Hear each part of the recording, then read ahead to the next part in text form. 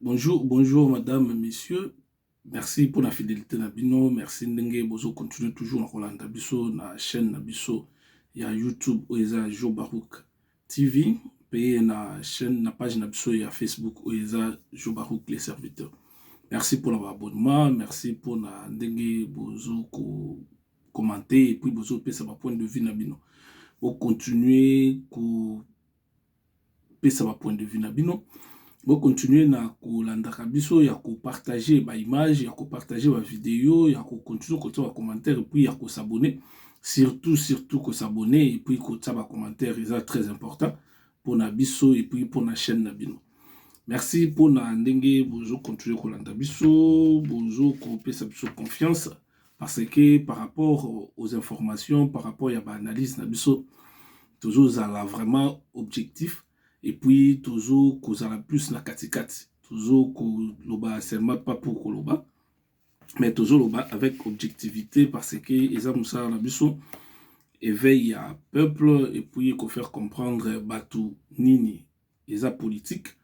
Et puis, qu'est-ce qui se passe dans la situation, il y a parmi les acteurs politiques Nabiso, et puis, en plus de cela, parmi situation sociale na biso, situation politique ya mboka na biso oeza RD Congo.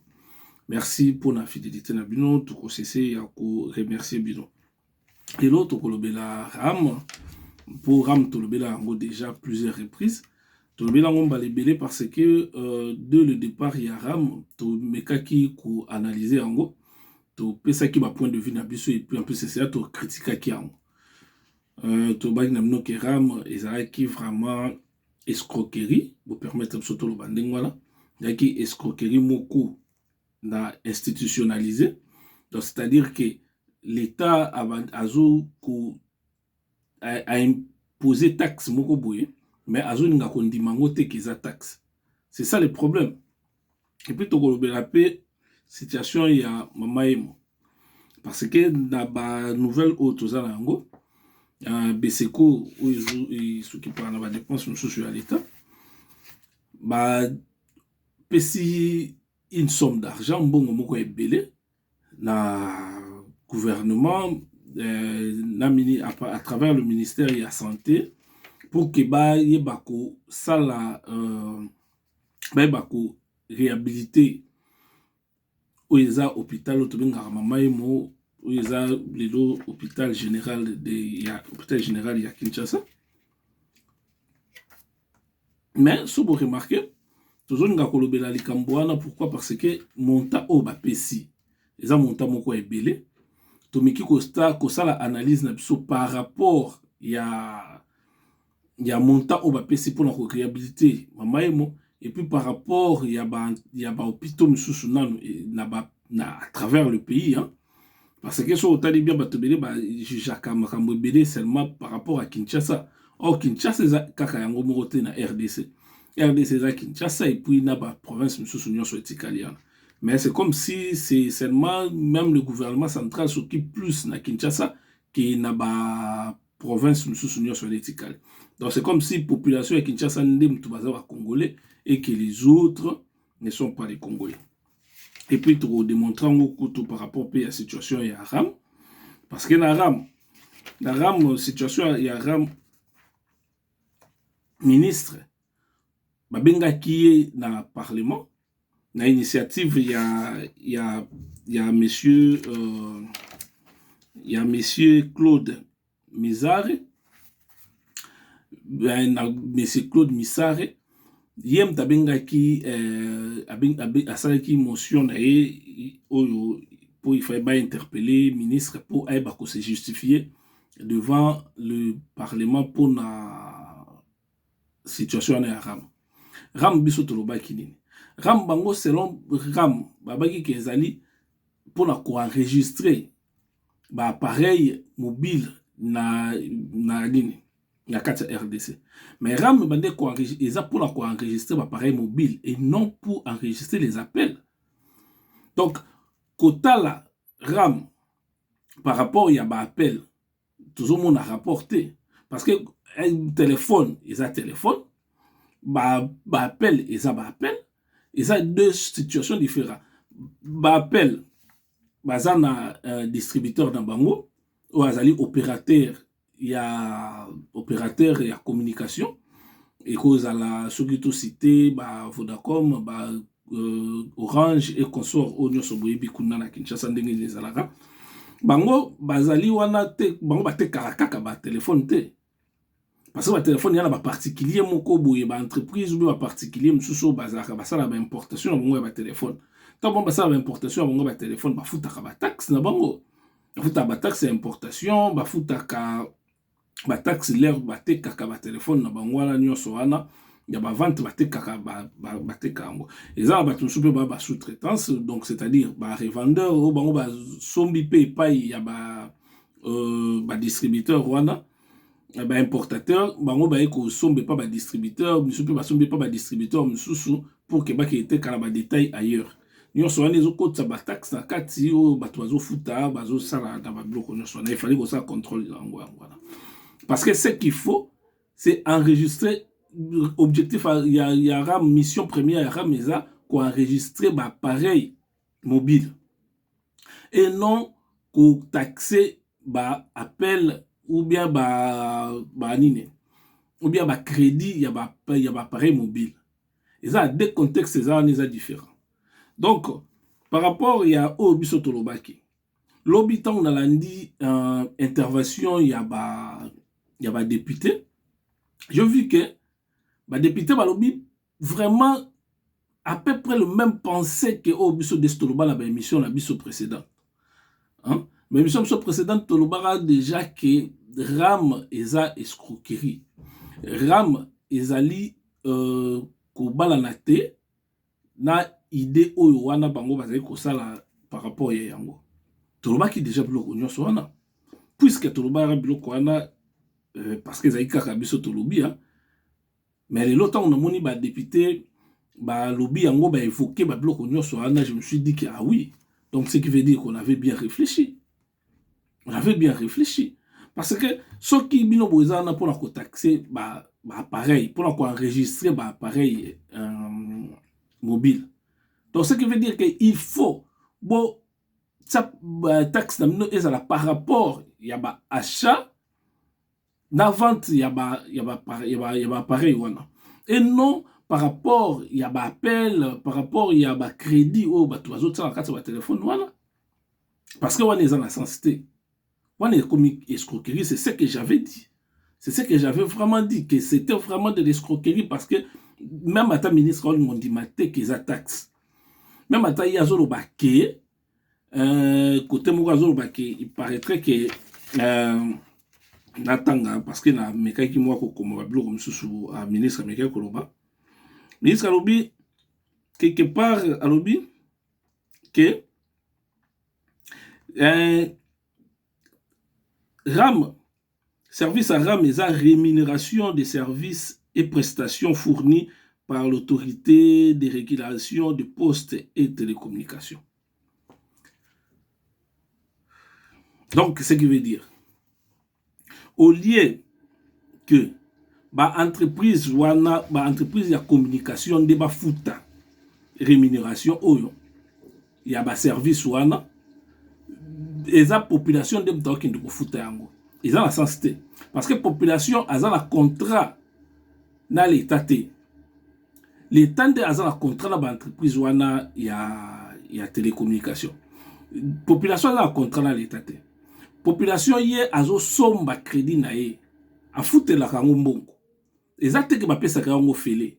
L'État foutre a pé sa kaye babilo kolanyo so félé. Donc il y a un contrat nae dans l'entreprise où donc, ce qui veut dire que l'État, sauf qu'il faut avoir quelque chose, après qu'on soit en côté directement, et pas il y a des particuliers, et pas il y a des utilisateurs. L'État, pour avoir ce cas-là, pour ça, qu'on soit rémunération, on est à Zoloba, il faut assenga yango na ba entreprise où il y a communication. Parce que l'entreprise, on a une entreprise à service, on a une bazo sa la moussal, bazo sa la nini, auto benganini. Bon, ça, il y a un matériel, ou bien ça, il y a un bloc il y a moyen de communication à l'État congolais. Hein?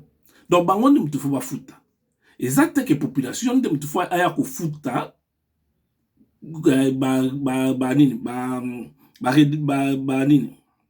redevance wana non eza musala ya ba entreprise oyo l'état apesa bango ba licence pona ko exploiter secteur wana ya communication yango wana ndezo sa ndengwa parce que soki ye alobi eza ndenge wana ce qui veut dire que ba entreprise misusu pe o nyonso basalaka na ba secteur misusu wana o que population a utilisaka ba matière na bango bien ba service na bango il faudrait que bako taper na kati wana banda pe ko kotsa ba taxe moko na po bando bendaka population mbongo na kati ya ba service wana nyonso wana omoni parce que wana komi ki moyibi parce que l'état a touché ba impôt et pas y a ba entreprise wana azo touché ba taxe o eza ba TVA par rapport y a comment on appelle ça par rapport à achat et à service il y a entreprise voilà c'est-à-dire lorsque mutazo somba crédit nae azo faut taper déjà TVA na kati ya crédit wana tant azo somba donc prix à TVA na kati ya crédit alors puisque l'état azo soit déjà TVA na kati ya crédit wana bo imposer les sous taxes sous na kati wana et comme double taxe et comme kimoyibi parce que l'état bon voilà azo ba taxe wana azo bénéficier dango mais population oyo azo futa yango azo bénéficier na nini c'est ça le problème tant nazo ba keza ki moyibi c'est keza ki moyibi et ça mom sous sur le bata ça vraiment escroquerie ya ministère ya communication et poste et télécommunication et ça vraiment ki moyibi wana yana mom sous to ko lo belango te et ça ma taxe moko incompréhensible incompréhensible vraiment donc moi trop qualifié ngote et ça la contrepartie donc c'est-à-dire nini oyo bango bazo sala tango bazo zo taxe wana o bazo sala pona l'état maintenant qui ministre azolo baké na nini wana na bambongo oyo bango banda ko zo na bazo zo na ram parce que tisco no balongoli ngo non te na mbongo bazo zo na ram bazo kende ils soutenir en partie gratuité il y a enseignement mais c'est faux ils ont le kuta ils ont vraiment le kuta ministre ko lo bande ngona te c'est vraiment malheureux ko ka ministre que lo blo mo ndinga wana ya ba bêtise hein parce que tant azo cité que oh non internet par rapport il y a ba makambo wana tout c'est internet wifi gratuit na nini na inikin mais bato bazo futa ram wana bango nyonso batanga na inikin te bango nyonso bala bandeko baza inikin te bango nyonso baza na bana batanga na inikin te parce que ba misusu ba futa ngo baza ba province ce que bango ba bénéficier nani auto tsango na aéroport ya Kichaba bato nyonso ba kenda balika par rapport aéroport peut-être on peut voyager ce que bazo bénéficier nani au moins que ça vraiment injuste pour les vraiment n'habité peut-être batunsu boko lo ba soki cause andeni ou soit eza incompétence ou soit eza kaka moyen moko boya ko escroquer population c'est tout c'est vraiment la mauvaise foi ya ko gérer la chose publique c'est vraiment la mauvaise foi. Comment ça fait-il bato bako ozala ke bozo vanda bozo raisonner ndenge nika beaucoup benda mbongo la population no oza déjà pauvre azo galérer déjà ba fin du mois azo koka ko boucler en côté ko lia difficile ba makam nyoso difficile moi unité na azo somba tapo alongola ata moi stress abenga kata moi baninga basolola kata po le ka moi bien abenga ta moi ndekone ba ailleurs pour ba lukela ata moi quelque chose soki ezali bino vous entrez pour la kolka ko benda bangwana donc comme on dirait ndenge na bible baki o azana ngo te ba ko benda e ka mukiana azana ngo pour participer pese pas bato bazana ngo donc comme bino bozana ngo bongi bo benda o eza mukie wane pas bato bazana ngo te po bo bakise pas na bino eza ki moyibi parce qu'il y a pas d'autre mot ya ko utiliser na place wana et puis c'est honteux Hein? C'est honteux parce que lorsqu'il y a un gouvernement qui se dit socialiste et qui met des taxes pour soutirer mbongo na pauvre population où elle est censée protéger et puis aider pour abîmer la situation difficile, c'est honteux. C'est vraiment de la honte. Et puis c'est vraiment malheureux que mon ablo moi c'est vraiment malheureux. Comment ça fait-il nous cause à la que vous avez batuka lokola ba vache à lait. Batu bazana elo côté mais bodingi ko utiliser les sous bango na muke o bazana yango. Bo benda ngo les sous. Et ça sens nini wana bozoka ça. Batu bazo travailler kaka pona binote. Vous gagnez des millions, des millions, des millions au bozo zwana ndenge na bino, allez vous venez encore ko benda les pauvres gens au bazana elo côté les peu que bazana yango pour que bo bino boy baka ko za ba riche. Parce que on a tout temps aux autres qui tout wifi na inikin. Oui, bote wifi na inikin. So bote wifi na inikin siko bato baza ba province. Bato baza ba université privée. Bango sko bazo bénéficier nani. Bote di bango wifi. Et puis tant aux autres ba kutu ke no ba nini ba bibliothèque virtuelle. Ministre, étant que ministre, so zangi ba argument, Luka ba raison msusu na kati wana pour que okima koya ko répondre à ma question. Que oya ko loba ba bêtise. Hein? Wana za ba bêtise. Même ata mutu na ebite hein. Bon, seulement ndenge na Kinshasa ba to loba que le ridicule ne tue pas. Hein? Comme le ridicule ne tue pas, il y a un monde qui va comme bango, comme un normal pour la bango, va causer la bêtise, va causer un ridicule et le bango le côté. Mais c'est bien beau, il y a un ridicule, même beau qu'après qui n'a pas coufa. Cause à un ridicule, beau, ridicule, tu vois.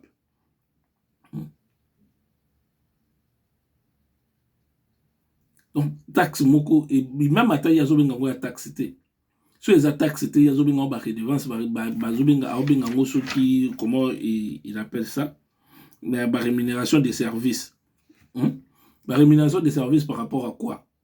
La rémunération des services, c'est l'État de Moutou Aza distributeur, il y a Aza prestataire, il y a Nobani.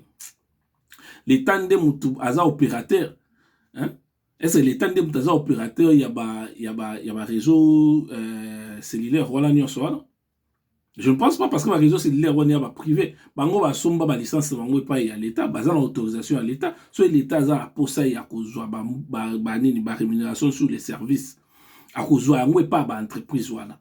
À cause de pas pauvre population. Parce que pauvre population a contrat dans l'État. Azan ndena lobaki na bande de sous a contrat dans l'État, azan contrat dans ba entreprise wana. Donc ba entreprise wana ndem tu bazan na eloko nini ba koloba sur l'État. Ce qui l'État a maxé bon taxe à quoi le banc à quoi bien on ramte à bloquer comme sous ah bah que tu vas taxe par rapport toutes ces taxes moroboye par rapport il y a communication c'est ça c'est simple mais comment tu vas tu ram mais ce que tant vous ça lango vous en a pour non ça ni bah taxe on les a pour et ça ni parce que la taxe c'est une objectivité nango hein tant l'État a pour ça mbongo à quoi ça nous que notre baxi boye pour tout côté ça mbongo na caisse à l'État parce que toi, on a besoin de ça et l'eau, pour tout ça et l'eau, pour expliquer, bateau. Mais bon, on doit battre oh non, enregistrement, après pour que l'appareil, tout enregistré, l'appareil, pour enregistrer l'appareil, ils ont contre-santé à bateau. Il faut donner la lobaki depuis le début, il y a intervention dans Ngaï, dans les bandes de l'état, il faut qu'il n'y ait pas un importateur. Pas importateur dans le bosso. Bango ndem tu faut beau taxer bango. Donc c'est-à-dire que non prix ya so beau taxer bango so ba taxe na bango ba kisalango à partir ya importateur. À partir de importateur ndem ba ko tia so qui ekozala $1 na pour na chaque téléphone. Bo tia ba ko tia na prix na bango ba baksa $1 mo na kati wana pour na prix ya téléphone wala ndesko ba tout temps ba bando futa.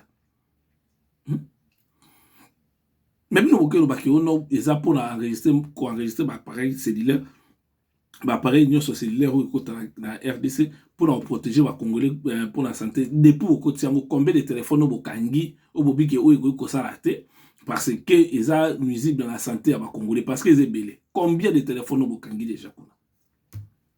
Combien de téléphones?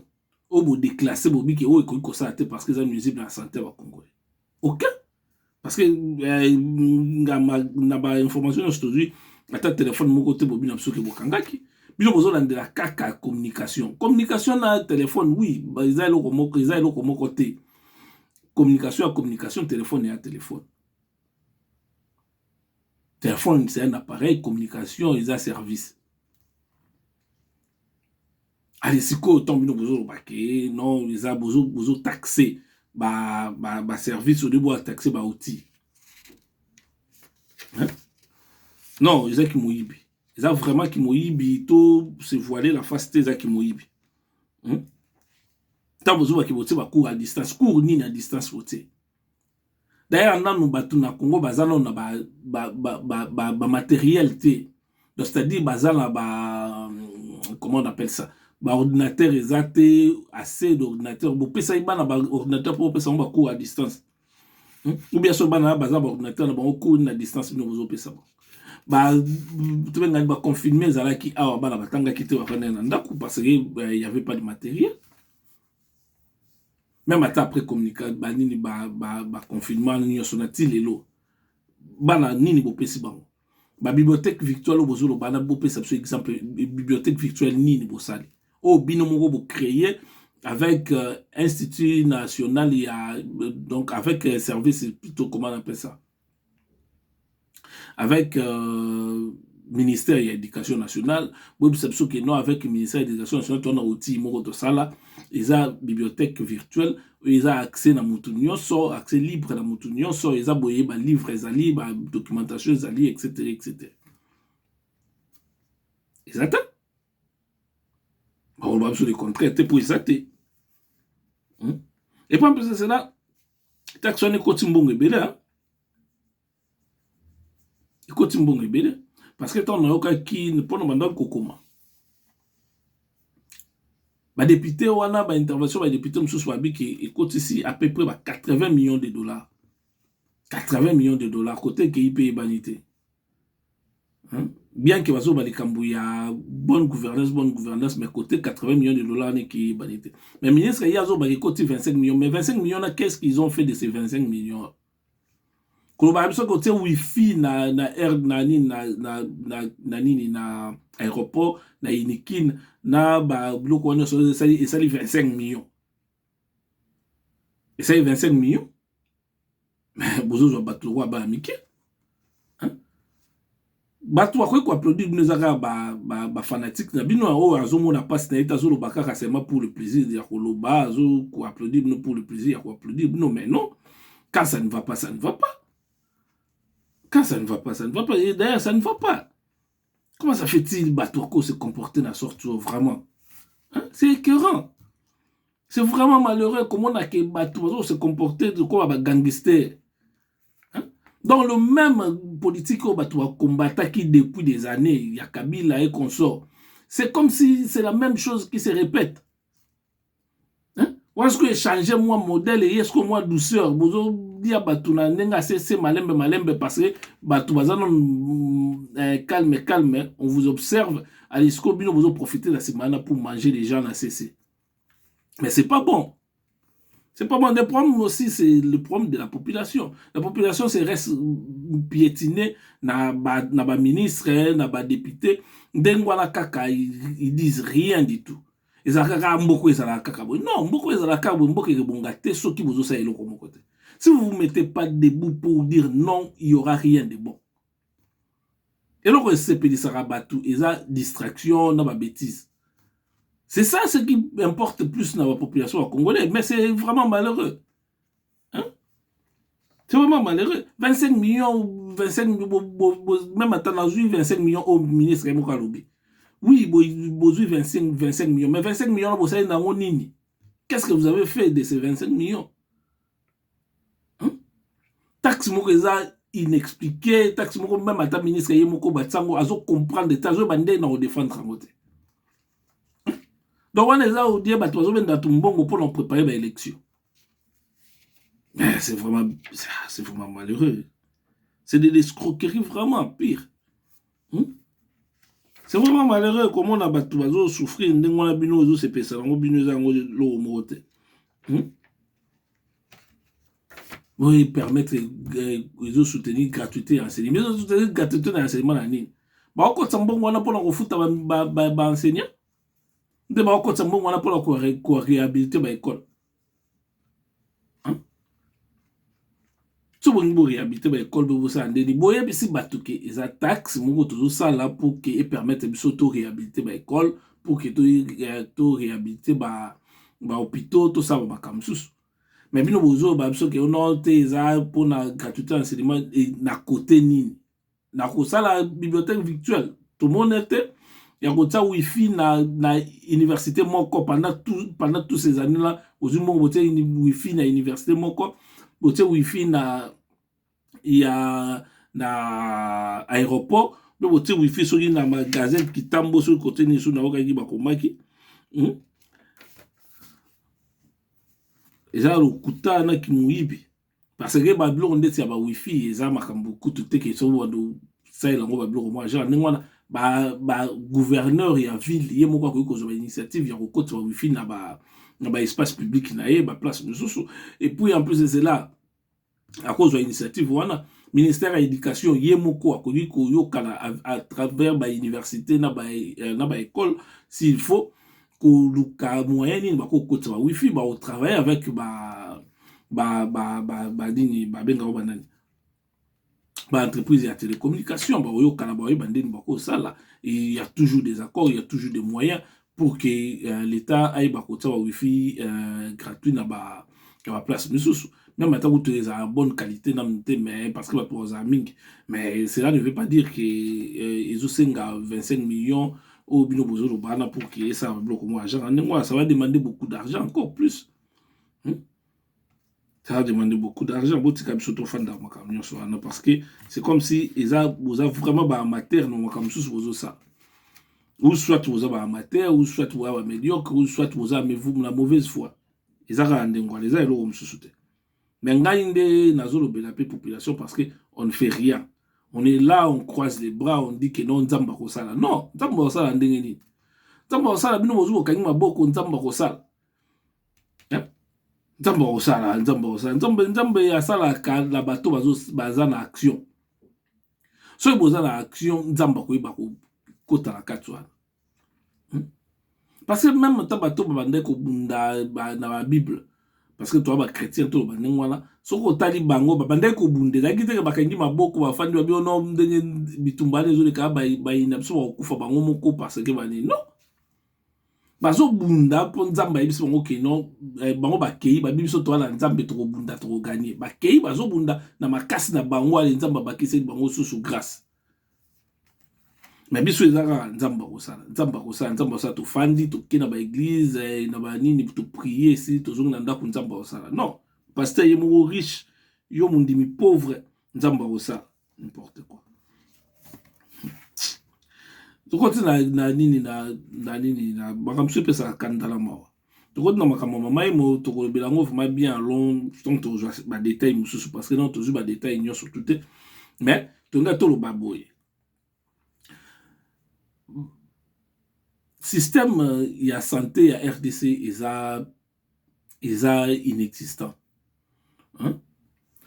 On ne peut pas détruire un hôpital où ils allaient déjà coexister pendant que tout ça la manque d'hôpitaux na Katsamboka. Non.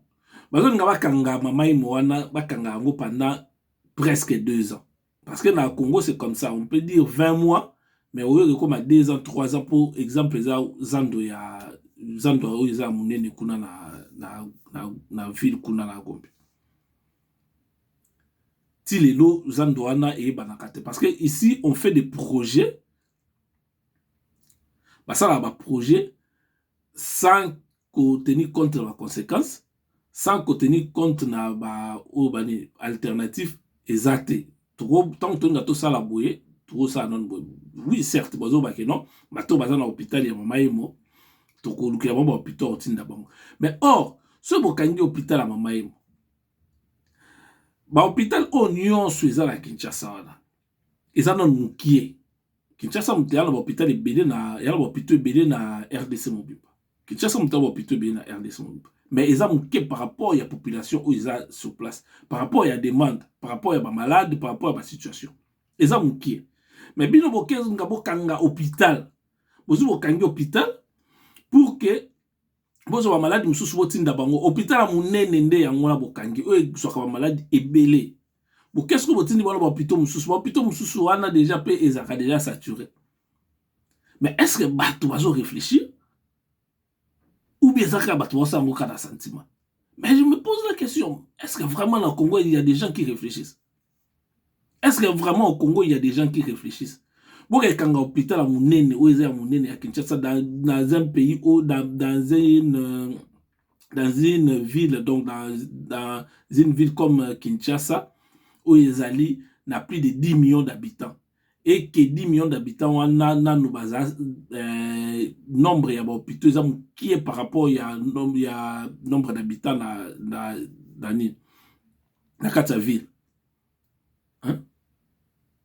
Mais ce qu'on bino besoin de kanga hôpital wana pendant près de 2 ans et ça peut aller jusqu'à plus. Mais si vous avez tenir compte de la conséquence de la situation, est-ce que vous avez réfléchi? Pour la nini nazo kaiza 50 millions, 59 millions, 60 millions à peu près prix vraiment ils ont vraiment précisé dans le thé. Mais ça dans les 50 millions et plus. Pour la nini dans les 50 millions et plus, on a été beaucoup de hôpital Moussou Swasik. Pour la nini dans les 50 millions, on a plus, on a beaucoup Zoyango, botongi nan ba hôpitaux pe misusu ya ba benga monini ya ba donc ya bataille moko ya minene te mais na ba province parce que ba province ba ça manque vraiment ya ba hôpitaux, ba province ba manque ba hôpitaux, la province est un peu plus servie, la province est pembeni ya Kinshasa et puis la province est pembeni ya Kinshasa neza mingi de ba Congo de mtueza na ba hôpitaux moi mingi. Hein? Mais ils sont OK dans le Bandundu, na ba Kasai, na ba Équateur, OK na ba ville mususu ba za ba hôpitaux mingi te, na ba Katanga na ba za mo ba hôpitaux parce qu'il y a ba entreprise mususu et créa ba hôpitaux na bangwana. Et puis comme il y a une deuxième ville, il y a Mboka, il y a un homoni, ils ont pris dans hôpital Moamik. Mais c'est toujours insuffisant par rapport au nombre d'habitants. Par rapport au nombre d'habitants, ils ont manqué. Alors pourquoi est-ce que tu vas réfléchir vous avez un sala makambu oyo ils ont la sensité. Pour que kanga hôpital mo ya munene pour que bo réhabiliter yango pendant ce temps-là tu vas kozanga ba place mususu na ba hôpital mususu. Pour la nini te bozumbongo wana bokena na ba province bomeki ko créer ba hôpital mususu eza ba hôpital mususu eza wana hein bo sali mo ba hôpital moko boy wana oyo ko zalake avec 2 3 4 millions ezala la moi place moko boy parce que la province elle coûtait un peu moins cher par rapport ya ville à Kinshasa. Parce que ko réhabiliter c'est bon mais ko tonga ba hôpital si ba nini ba biloko asika c'est mieux. Parce qu'on peut bien kotonga ba hôpitaux il y a coûter moins cher. On peut bien kotonga yango. Na ezali na ba moyen nyonso to kotonga ba hôpitaux o ezali coûter moins cher. Mais kozala bien kozala pe minene bando zala pe na ba moi nombre belé ya bato mais bo tango sko na ba province. Et na ba province o eza vraiment la carence ya ba hôpitaux. Hein? Ya ba province eza na la carence ya ba hôpitaux. Bon, pourquoi pas pour tonga ba hôpitaux dans la province wana na ba province mususu bakisi ba hôpitaux en attendant que bo augmenter na nombre ya ba hôpitaux na ba province ata bataille moko moyenne en attendant nde boya siko kuluka ko créer ba ko tonga ba hôpitaux mususu na Kinshasa. Et puis au lieu ya ko réhabiliter mamaimo, il faut d'abord ko créer ko tonga hôpital moko ya sika na Kinshasa wana. Ma place est belée, quand on a centre-ville, vous pouvez aller vers l'aéroport, vers Bakota, vers Bakota, kuna population est belée. Quand on hôpital, tant que l'hôpital munene kuna et vous permettre bateau baza mingi place wana bakendaka vers le côté kuna boubia baya kala ba hôpital mususu ya côté na en attendant c'est par là que non bokoki ko kanga siko hôpital mama yemo pour na ko réhabiliter yango ko sala yango parce que la même wana eza ba loko belé fonctionnel société parce que le matériel est athée. Mais au lieu que vous ayez plus de 50 millions, vous avez un hôpital plus de 50 millions, pendant que l'hôpital est toujours fonctionner, et toujours aider à se faire soigner, vous pouvez créer une unité, créer un hôpital ailleurs. Dans ma province, c'est mieux. Il faut toujours réfléchir parce qu'il ne faut pas ça c'est pour le faire. Mais or, ce que même attention que ça a un caractère électoraliste. Et que ça la bino bien parce que bateau bazana dans la place ou dans la province ou dans le gouvernement ça quelque chose à créer un hôpital. Il y a un centre de santé. On va dire un hôpital mais un centre de santé moko ya bien ya taille moko ya bien ou que ça que ils ont ba médecin ils ont ba service sur la carte kuna qui permettent que bateau se faire soigner. Mais que ça la bien avec plus de 50 millions ça va se faire. Mais puisque bateau na bazana pour ça que ton bateau ça di cambo ils ont la carte capitale parce que chose dans la carte capitale bako lia bien bako yiba mbongo bien ba tout parce que c'est comme ça dans l'économie lorsque vous engagez les dépenses c'est là où vous pouvez maintenant que ça ba magouille na carte parce que sur ba dépenses ça engagé mingi nde magouille za mingi mais ce que toi nous besoin mona ke bozo sala ba makamsu soane ezo simbate le comme côté mais là c'est vraiment manque il y a vision là je vous l'ai dit bateau nous sommes conseiller président de la République quand vous conseillez le président avec ce genre d'idées vraiment vous avez un manque de vision c'est que vous êtes incompétent vraiment c'est n'importe quoi. Comment ça fait-il bateau à réfléchir le roi pardon na fingité parce que kofinga les andenge na ngate na kofinga batute mais comment est-ce que les gens peuvent réfléchir de la sorte? C'est vraiment malheureux. C'est vraiment malheureux de voir que bateau batanga ba c'est ba université ba misusu batangi na ba université moko ya minene ya prestige na monde mais besoin réfléchir kaka seulement par rapport ya ba gain na bino personnel. Ça, c'est vraiment pas réfléchir. Ça, c'est vraiment pas réfléchir parce que tout ça, la carence, il y a plutôt dans l'intérieur à pays. Carence, ça m'a cassé. Mais pourquoi est-ce qu'il faut qu'un hôpital où ils allaient quand même fonctionner par rapport à l'hôpital Moussoussou, pendant près de 2 ans plus pour Nakaka Kebo réhabiliter.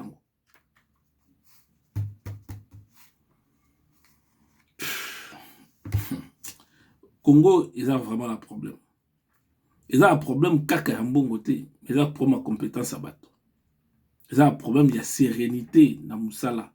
C'est pas pour rien le fait Tata Cardinal avait dit que les médiocres doivent être dégagés.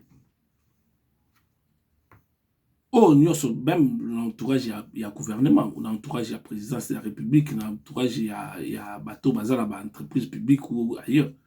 Il y a plus de médiocres que des gens compétents.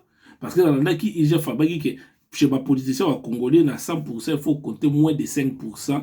Il y a bateau bazar sérieux, moins de 5%. Donc, ce qui veut dire que ceux qui ont 1 million de politiciens au Congo, moins de 5%, 1 million de bazar sérieux. Le reste, ce sont les moins sérieux. Mais c'est grave. Comment est-ce que le pays peut marcher? Na bateau genre en Dengwa. Ce sont des gens qui comptent seulement intérêt personnel, égoïste. Ils ne sont pas là pour travailler pour les autres. Ils sont là pour travailler pour eux. Et c'est fini. Parce que tous ces gens-là, lorsqu'ils étaient à la plupart au Bazaki en opposition, ils n'avaient rien. Mais aujourd'hui, tu as la train de vie dans le communal. Dans la train de vie, cela montre comment Batoubaye va continuer à pouvoir seulement pour avoir l'argent. C'est pas pour servir les pays. C'est pas pour servir les pays. Et puis en plus, c'est vraiment malheureux. Même les lots nazo kabatebele bazolo ba n'importe quoi. les gens qui étaient hier opposants, de l'eau les autres pour faire des marches pacifiques. Mais pendant que à leur époque, lorsque ils étaient en opposition, lorsqu'on interdisait les marches, mais comment ça fait-il que vous copiez seulement ce que les autres ont fait? Ce que vous-même vous avez combattu? C'est que les gens combattent jusqu'à aujourd'hui et vous les copiez, vous commencez à les faire. Et vous avez quand même vous êtes à l'aise et vous cherchez aussi à les défendre. Donc, il faut que moi sonne. Faut que moi sonne na belom susu ana zandenge batumsu bande ko défendre Kabila ana même yomozo yo ka vraiment que oh makambazulu ba vraiment na éviter soit comme izo ba ou bien ko azandenge ou bien Médidiambre. C'est ce qui se passe aujourd'hui. Les gens sont devenus seulement des fanatiques, ils veulent seulement défendre leur beefsteak, c'est tout. Hein? Ils ne pensent pas à la population.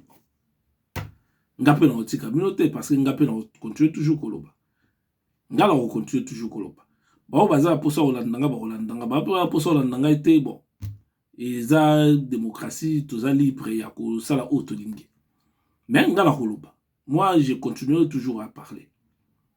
Ça va, soit une tamba zongité tokokuta na la prochaine émission. Ciao.